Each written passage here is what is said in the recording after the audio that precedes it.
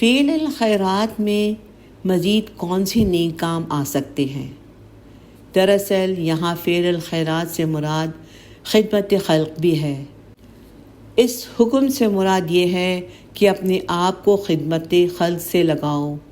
خدمت خلق صرف بھوکے کو کھانا کھلانے تک محدود نہیں، بلکہ سب سے بڑی خدمت خلق یہ ہے کہ لوگوں کی عاقبت سنوارنے کی کوشش کی جائے۔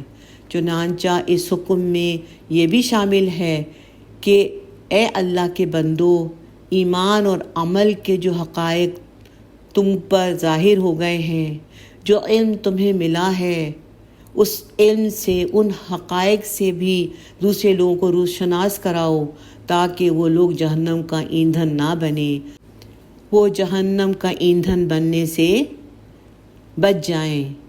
یہ ہے اصل فعل الخیرات، یعنی نیکی کے کاموں میں اس طرح آگے بڑھو کہ جو لوگ آگ کی طرف بڑھ رہے ہیں، جو آگ میں کود رہے ہیں، جو آگ کی طرف بھاگ رہے ہیں، جو صرف دنیا میں لگے ہوئے ہیں، ان کو بھی بچاؤ، ان کے لیے بھی کچھ کرو، ان کو بھی ان حقائق کے بارے میں بتاؤ جن کے بارے میں اے مسلمانوں تمہیں معلوم ہے۔ تم اپنے آپ کو تو بچا رہے ہو، لیکن ان کے بچانے کی بھی فکر کرو، فعل الخیرات کرو، لعلکم تفلحون، یعنی تاکہ تم فلاح پاؤ۔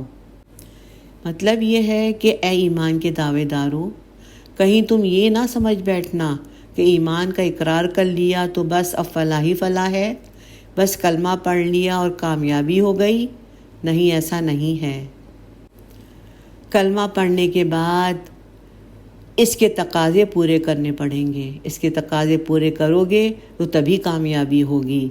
اگر ہم یہ سمجھ بیٹھے کہ بس مسلمان ہو گئے ہیں اور بیٹھے بٹھائے ہمیں جنت مل جائے گی تو یہ صرف خام خیال ہے، بالکل یہ ایک سمجھے دل کے خوش کن تمنا ہے، جیسے کہ بنی اسرائیل کے بارے میں فرمایا گیا تھا کہ تلک امانیہم، یعنی یہ تو ان کی تمنائیں ہیں۔